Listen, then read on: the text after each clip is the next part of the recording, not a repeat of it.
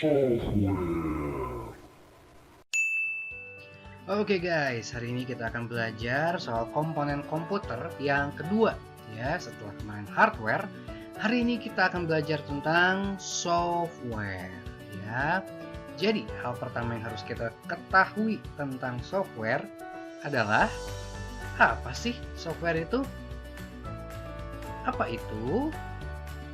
Oke, jadi bahasa gampangnya software itu adalah bagian komputer yang nggak bisa kita lihat atau sentuh ya. Tapi definisi lengkapnya, definisi secara ilmu pengetahuan, ipteknya adalah software itu merupakan kumpulan program yang bertugas untuk memberi perintah pada hardware. Nah, jadi gini, kita bayangin komputer itu kayak militer. Oke, hardware itu sama dengan tentara ya, tentara paling bawah. Jago perang, nggak pernah kalah perang, terlatih. Tapi kalau nggak ada yang ngasih perintah, mereka nggak akan ngapa-ngapain. Mereka nggak ada fungsinya.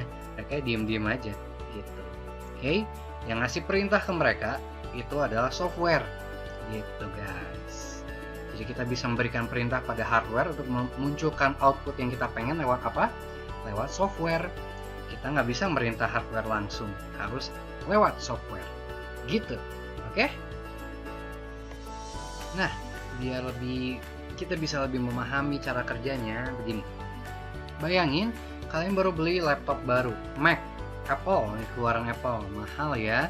Oke, kalian sudah mengagumi fitur-fiturnya, kalian udah lihat spesifikasinya, hardware-nya mantap gila, RAM-nya gede, resolusi tinggi, 4K, 8K malah.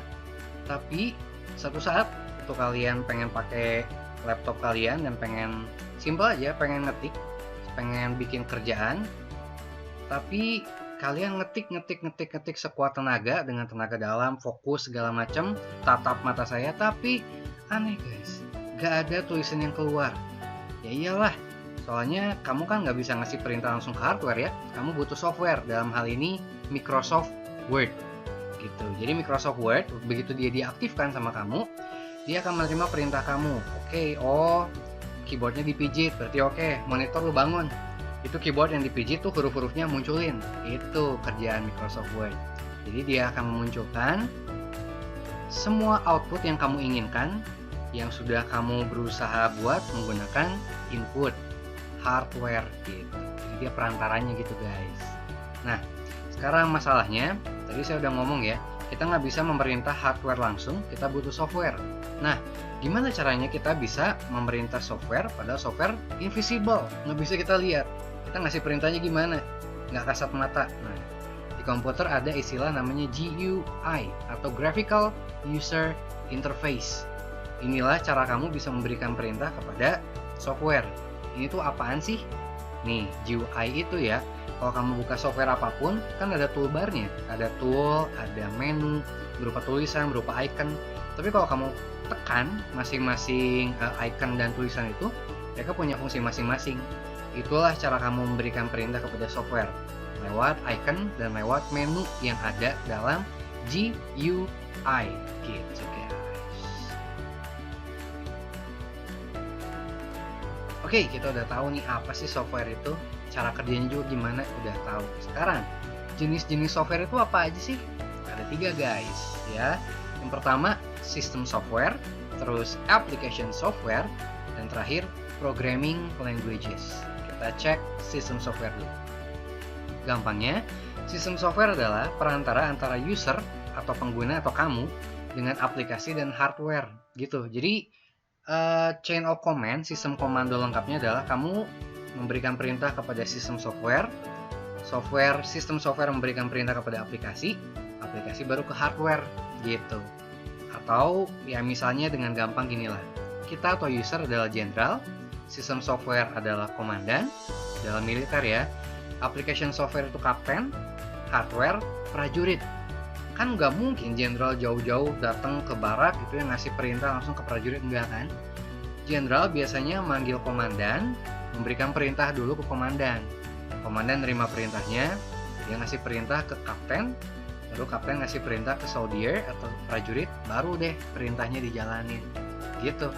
Sama, Jadi kalau sistem software ya, kamu pengen supaya hasil akhirnya ada tulisan muncul di layar, itu pertama, begitu kamu double klik yang namanya Microsoft Word atau Microsoft Excel, pertama sistem softwarenya dulu yang aktif. Oh, di double klik nih, dia langsung ngasih tahu application software, dalam hal ini Word atau Excel, bangun, lu dikepok tuh. Kayaknya user kita pengen output dari lu bangun. Application software bangun, dan dia akan langsung mengontak hardware yang bersangkutan sama dia, kayak keyboard, monitor, mouse yang langsung ngebangunin. Oke, guys, yuk kita bangun, kita harus melayani user nih, gitu. Gampangnya sih begitu guys, bisa dipahami ya. Nah guys, sistem software di dalam komputer itu bukan cuma satu, ada beberapa. Kita akan bahas dua aja yang paling sering kita familiar ya. Yang pertama adalah operating system, ya. Ini benar-benar sistem dasar yang ya ini ya software dasar banget lah di komputer ya. Kalau buat pengguna Apple, operating systemnya Mac namanya. Kalau pengguna yang lain ya Microsoft Windows ya. Selain ini juga ada sih, ada kayak Linux segala macam. Cuma saya ambil yang paling populernya aja. Tugasnya sama yang tadi saya jelasin ya. Jadi begitu kita ngedouble klik atau ngebuka aplikasi sebuah aplikasi, dia yang akan langsung aktif. Oh, aplikasi ini dibangunin, lu bangun. Terus oke, berarti lu cek hardware yang berhubungan sama lu apa, dibangunin. Nah itu operating system gitu guys. Tapi operating system bukan satu-satunya sistem software yang ada di dalam komputer ya. Ada satu lagi nih tampilannya. Mungkin kalian jarang lihat ya. Kalian lihat ini kalau komputernya lagi rusak mungkin ya, lagi perlu diperbaiki. Nah, misalnya layarnya mati, terus harus dinyalain ulang. Ini baru muncul. Ini sebenarnya software juga, sistem software. Namanya Basic Input or Output System. Singkatannya BIOS atau BIOS. Beberapa hal yang harus kita ketahui tentang BIOS adalah: satu, letaknya di CMOS, baterai yang bulat itu ya. Bukan di storage, bukan di RAM, tapi di CMOS.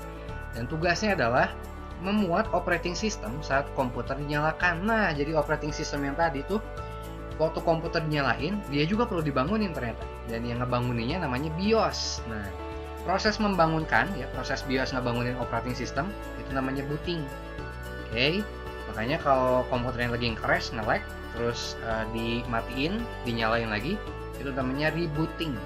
Jadi operating systemnya disuruh tidur, dibangunin lagi gitu, biar lancar. Oke. Dan fungsi kedua dari BIOS adalah memberi perintah kepada prosesor untuk mengecek kesiapan hardware waktu komputer dinyalain.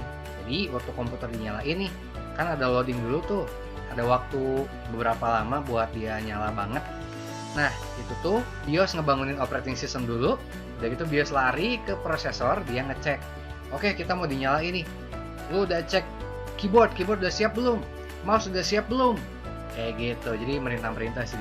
Jadi BIOS itu bosnya bos. Nah, ini bener-bener komandan tingkat tinggi BIOS itu ya. Tapi tugasnya ini aja. Jadi setelah ini beres, ya udah dia balik lagi ke latar belakang. Dia udah nggak terlalu kerja lagi.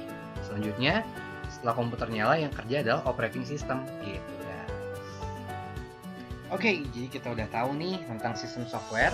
Berikutnya kita selidiki software berikutnya ya, yaitu application software. Ini mungkin yang udah paling familiar ya. Jadi application adalah ya program yang dibuat untuk membantu user dengan tujuan tertentu ya. Jadi kalau misalnya user pengen kerja, jadi dia butuh dokumen lah, butuh tulisan, butuh kalkulasi, perhitungan, butuh slide, dibuatlah application software Microsoft Office gitu. Dengan tujuan itu, membantu user dengan membuat output berupa dokumen. Nah, ada lagi yang lain. Kalau usernya pengen output berupa desain, poster, film, segala macam, dibuatlah application Adobe. Ada Photoshop, ada After Effects, ada Premiere, ada Illustrator, Lightroom, segala macam tentang desain. Tujuannya ada di application Adobe. Ya, sementara yang bawah itu browser ya, itu untuk membantu user berinteraksi dengan internet. Oke, berikutnya programming languages. Nah, ini software spesial guys, karena software ini digunakan untuk apa? Untuk membuat software lainnya gitu ya, kayak ayam yang dibiarkan untuk bertelur. Ini ada beberapa jenis programming languages, ya, saya ambil yang 20 yang paling populer, Java, C++, Python, dan inilah yang kita pelajari waktu kelas 8 ya, block coding. Tapi sebenarnya block coding isinya ya ini juga sih kalau coding aslinya. Jadi kita ngetik, ini pakai bahasa Java. Nanti kita web design, kita pakai itu juga. Oke? Oke guys, next kita akan belajar sedikit tentang perbedaan dari sistem dan application software. Apa sih bedanya? Bedanya cuma di user interface guys, atau interaksi user dengan software tersebut ya. Jadi sistem software sebenarnya kan kita nggak pernah ngeklik ya, karena dia nggak kelihatan, memang dia sama sekali nggak muncul. Itu istilahnya adalah run in the background. Sementara application software kita berinteraksi dengan GUI yang tadi ya, dengan icon dan menu yang ada.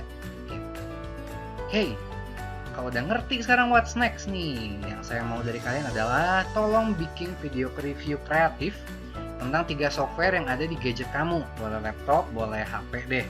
Dan kegunaannya, tapi kegunaannya lengkap ya, bukan cuma fungsi, tapi juga hardware apa yang dikoneksikan atau yang diperintah oleh software kamu gitu. 3 aja.